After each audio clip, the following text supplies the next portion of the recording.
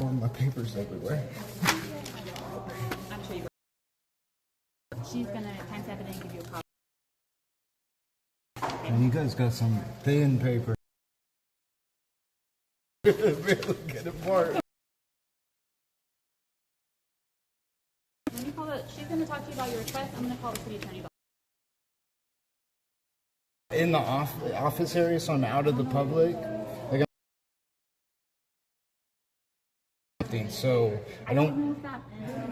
Yeah. Let me make you a copy of this, and then I'll start work. I'll submit your request. Thank you very much.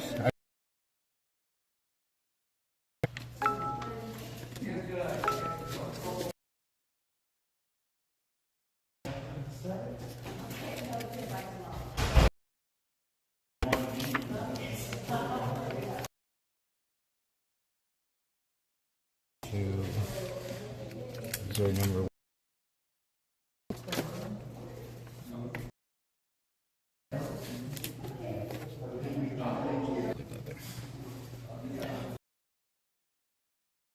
Moved to the office, so I'm out of the way of everybody, and I'm trying to work with staff here so they can.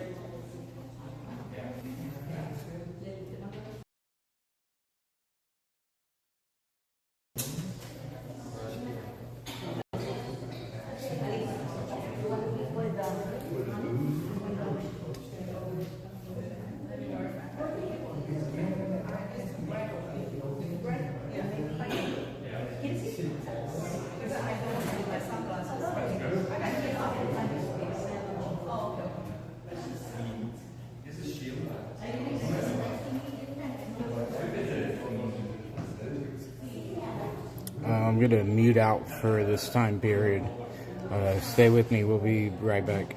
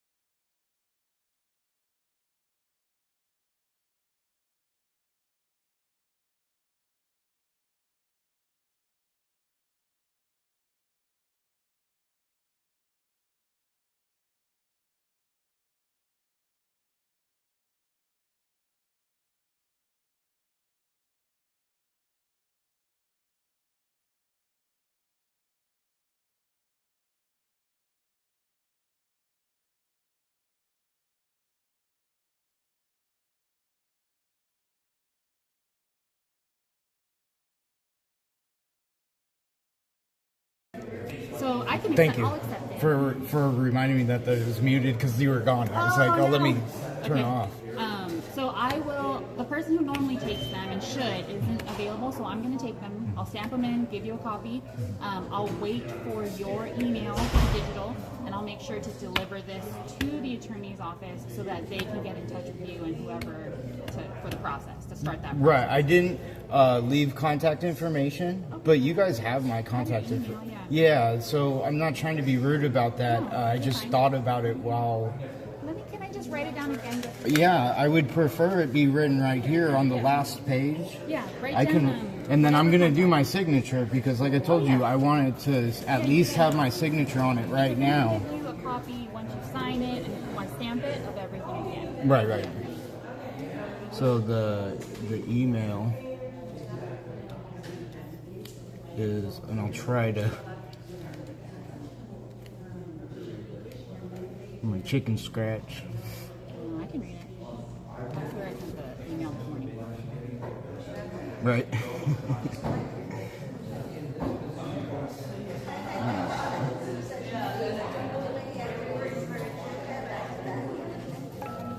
And then I'm going to sign. And then date, which this is 5/11/2020. 29, 2026.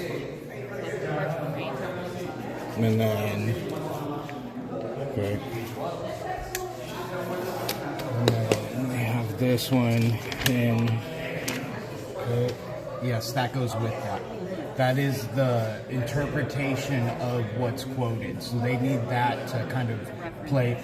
I mean, just to see that it's verbatim quoted, and I'm not changing the wording. You know what I mean? I'm just using a case that is similar. And then, I personally, I think it's worth the city's interest. I'm not trying to nitpick little things. I'm trying to go after the things that are going to set the next generation up for success. And then maybe we just need more clarity on this right here for everybody that's already worked, like in the Board of Ethics. Okay.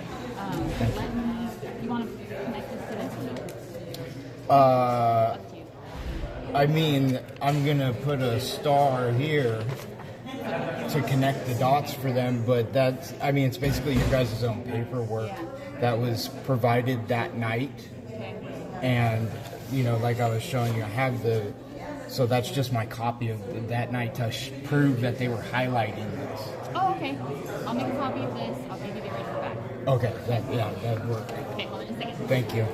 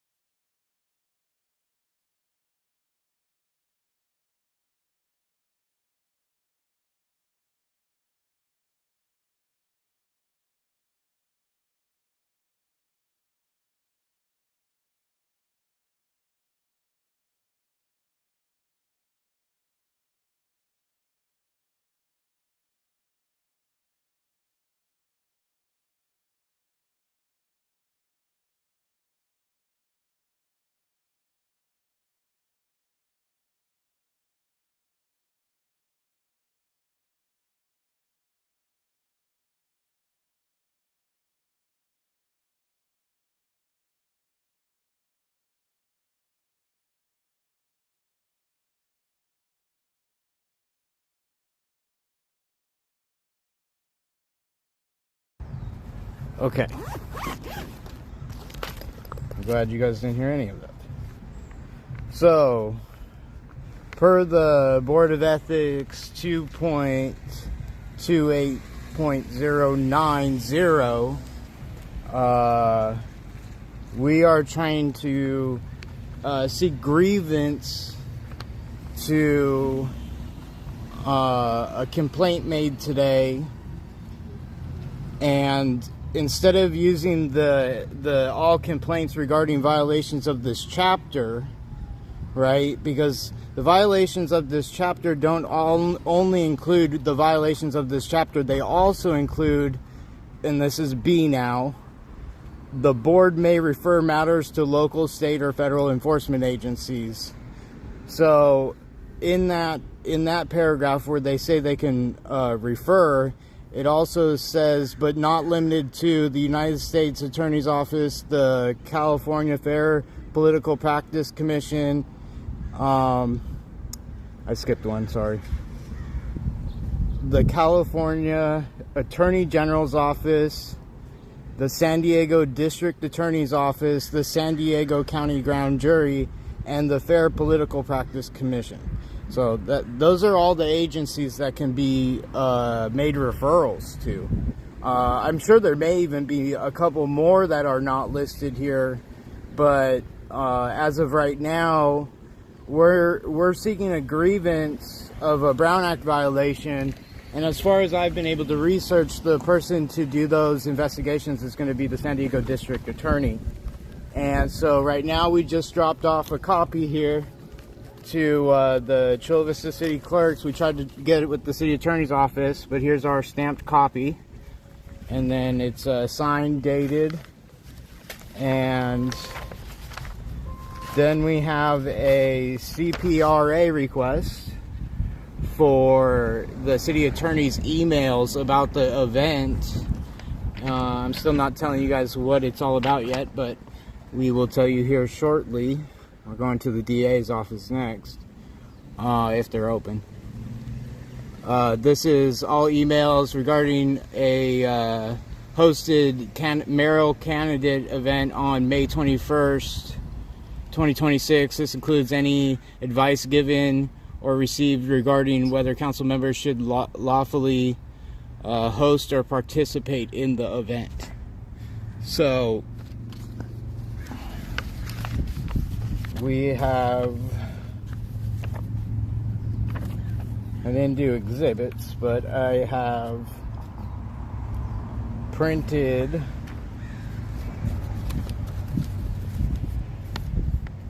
this is the event in question. And if you can see right here, am I going the right way? Come on, zoom in or focus.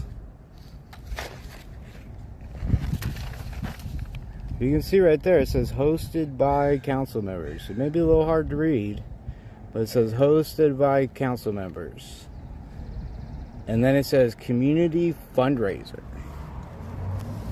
So, on each of these council members' Instagrams, as you saw with the images that was just shown, Jose Preciado was tagged in a political advertisement, and it appeared on his official city council Instagram page. And so I personally would consider that promoting it, because there's an option to whether you can get tagged or not tagged, or whether you approve the tags, or you know, there's a restriction system, and the council member not using the restriction of the system, in my opinion, is deliberate. And so there's other things mentioned in the Brown Act violation, like a court opinion decision on a matter similar to the circumstances that happened. And so what we're looking for is, one, clarity on the referral process, and less of always only worrying about the Chula Vista Municipal Code. As the body, they should be able to work with other agencies, like I listed, that on a referral basis, not that they're working with them. So that's our first question. The second question is, if it does come back from a referral as a violation, if it, accused, and I'm not going to say any more than that, but if it comes back, any scenario, a different one in the future, what is the process from there? Because according to the city municipal code, there doesn't seem to be a pickup point from that conversation. There seems to be with the referral. They do mention that it goes on a hold period, and I'm using generic terms, not the official language right now, but it goes into a hold where the day it's submitted, it has to get information back within a year. And then it also, talked about stipulations to the time. Like you can't go on forever with things unless it's a habitual offense, and over time you can show that it happens and happens and happens over time. So there are some wordings to it, but it doesn't say then what, right? If it comes back, then what? And so if we can't even get a referral made, what would be the point of having the referral process? So my argument to the city clerk right now is that the last Board of Ethics complaint that came in, it was submitted under Chula Vista Municipal Code, and we're trying to figure out why there's Section A and then why there's Section B. And so if in Section A you are bound to financial obligations, then anything financial is going to fall under Section A.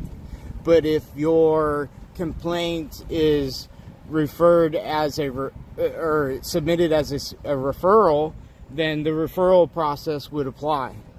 So we're trying to figure out exactly what is the process, and if it is the process, why are complaints that are being denied off of the municipal code not being referred to the right agencies?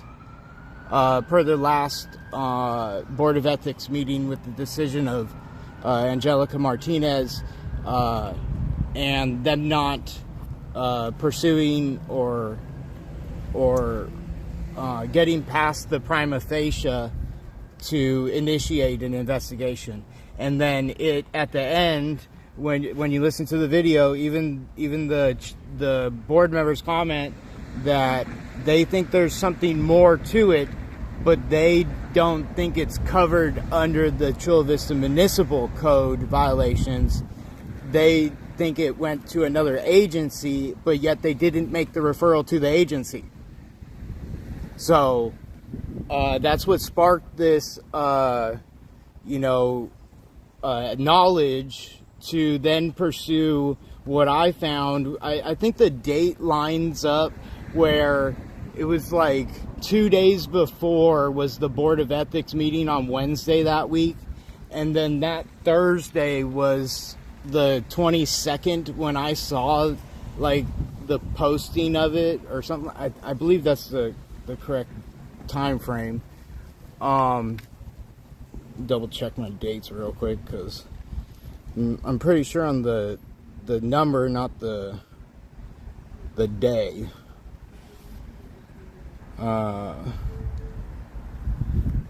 Give me a month view, please.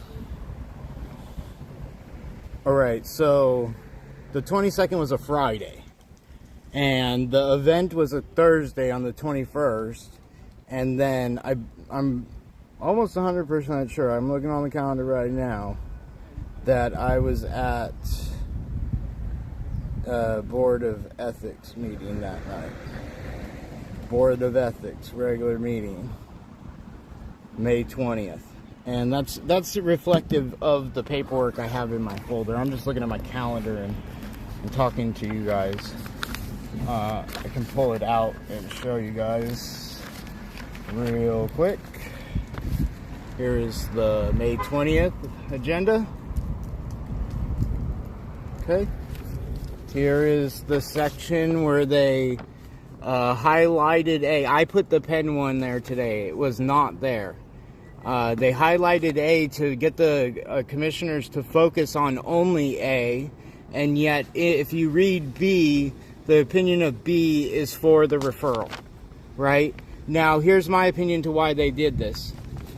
They did this because the complaint was filed under the Chula Vista Municipal Code. It was not filed as a referral. The referral came after the meeting, and that still should have been grounds to refer per B, right? Per B, but they didn't. So, on that note, like I said, we have dropped this off at the Chula Vista City Hall today with the city clerk, and we tried to get a hold of the city attorney's office.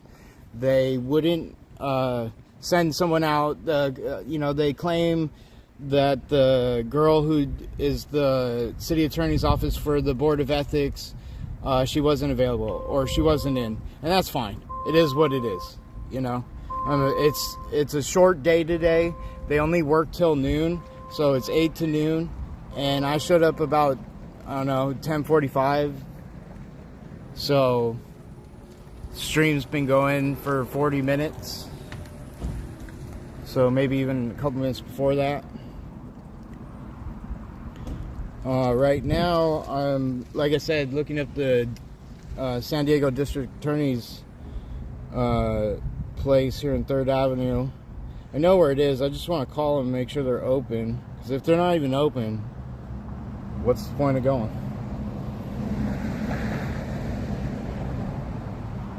I mean, we could do a stream, but it's going to be a quick one there. I don't even know if I'm going to get a signal. It's in that building. Like a huge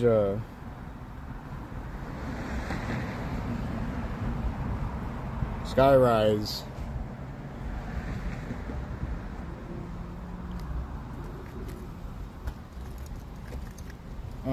Contact us. So they got one downtown, they got one in El Cajon, and then they got one in Chula Vista, and another one in Vista.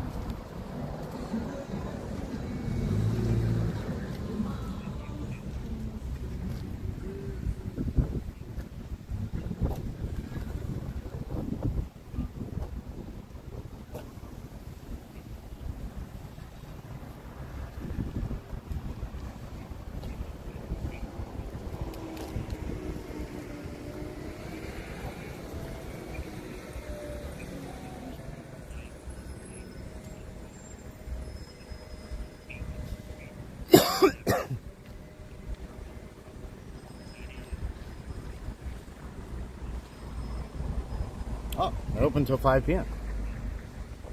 I guess we're going there. And there's a little bit more to the stream that I didn't include. And I noticed that it wasn't streaming out, so I turned on all the channels, and then we finally got out, and you guys joined after. I think I already explained most of it. So obviously we're going to publish these papers. They're not secretive. They've been submitted to the city. They're an open public record now. And you know, we're going to do the best we can to see this matter fully through, because I think there's some grievances that are not being addressed. Whether true, whether not true, that's a whole nother avenue. But the grievance itself is enough of an infraction per the Constitution that if the Constitution is important, this is that. So, reaffirming, you'll realize that you have different rights, and you have to exercise those rights. And, you know, freedom we'll do the wraps, right? Religion, assembly, petition. Come on. What's the next one? The last one is obvious, but petition. Oh, man.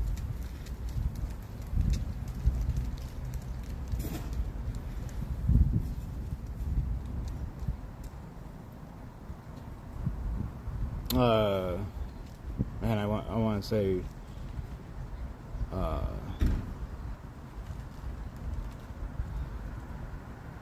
dang. Anyways, speech. So I got 4 of them. But anyways, like I said, you learn more of them every day, and then the more you get working on the raps, the more raps you have. So, close, man. Close, man. All the rest of those auditors got it down. I'm working. Still learning myself. I'm working on a lot of things right now, so I got a lot of words in my head. Some legal jargon that I read it last night, you know. I got a Google Documents with so many notes, it's ridiculous. So anyways, we're gonna end the stream here. It's been 44 minutes. You guys just saw the drop up of a Brown Act allegation violation. The title of the paper was Violation of the Brown Act, and then it lists who violated it, and then the date it was submitted. It's got a timestamp. I signed the copy so they could have a handprint of my print on it.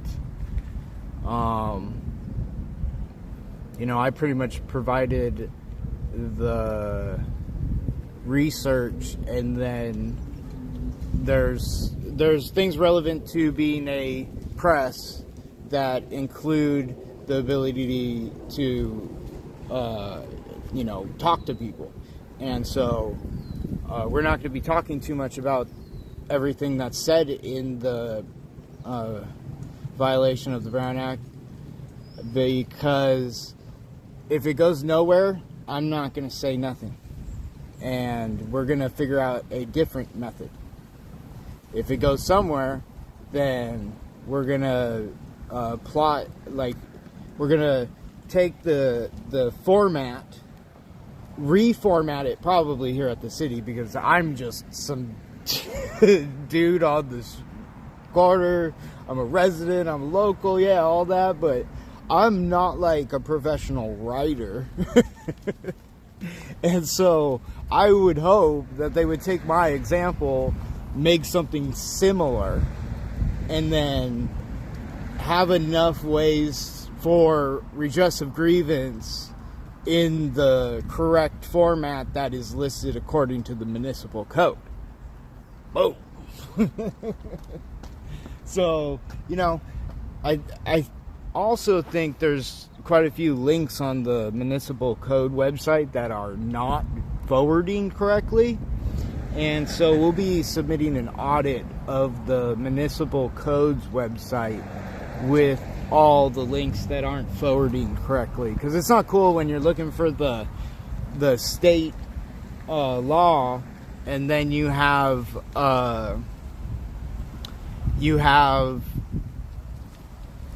like the link be dead and it go nowhere, and you're just clicking on this thing, it takes you nowhere, you reload the page, goes nowhere. And yeah, we just want to make sure that it's going to the 2026 Brown Act, all the sections of that include the video. They even did the resolution. So if the Brown Act means nothing, why would they do the resolution the other week that is required by law to be done by July 1st, right? So obviously the Brown Act means something, but you don't know how to engage with the right person to enforce it. And so connecting that final step of the enforcement or the investigations into whether it was a violation or wasn't need to be like finalized. You know, it's one thing to have financial issues. It's another thing when the issues are state law and then there's no way to enforce it. You know, so, but that's not the thing. It is enforceable. You just have to look for the referral. That's one way to get it in. Go directly to the source. That's another way. And I'm giving you the sources of the district attorney and the people that we talked to earlier that do enforcements on different issues. Some financial issues would end up in both, right? They would end up at the FPPC, and then they would also end up here at the Board of Ethics, because our municipal codes have written in stipulations to financial stuff. What they don't have written in is anything about the Brown Act. They have nothing. It states nowhere in a violation section of how to request a referral. And that is where we're at right now. And this isn't a small referral. This is 4 council members planning. Obviously, you have to plan an event. How do you plan a fundraiser without communicating? And then if you're communicating that you're planning this event, once the event comes, how does the host, the person you're doing it for, not talk about city business? And then the head shakes and the head nods and the claps and all the agreements you could make in public without saying a word, and using an intermediary to use him as the interpretation of his words to get everybody all on the same page. And so, like I said, it's very unethical for them to all be at the same meeting at the same time and then even host it all themselves. So, yeah, like I said, there's more to the violation of Brown Act that was just submitted. There's a court case, or not a court case, an opinion of a similar scenario, right, from Rob Bonta, and it goes in 2024. I got it right here. I'll give you guys the number and the name real quick at the end here, and you guys can go look it up, because we'll give you guys some homework to do. You guys can do some homework yourselves. And I'm sure it will come in handy for many scenarios, as long as the situation is, somewhat similar. So, we have number 23-102.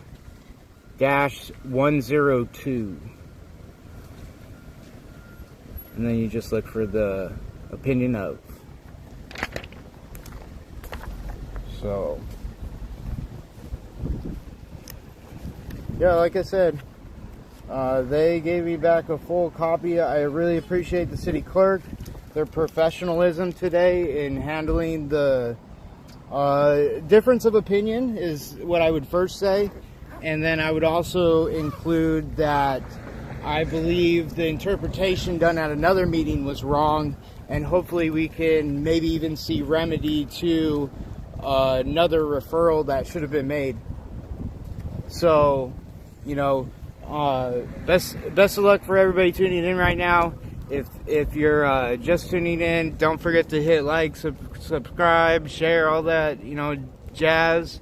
I see a couple of comments in there, and a lot of them look like bots, so, but I do see 2 people on Twitch and a couple other areas, so, yeah, like I said, I just want to give everybody a heads up. We're going to be headed to the San Diego District Attorney's Office on 3rd Avenue and dropping off the same thing. And we'll try to go live there as well, because it's a public office.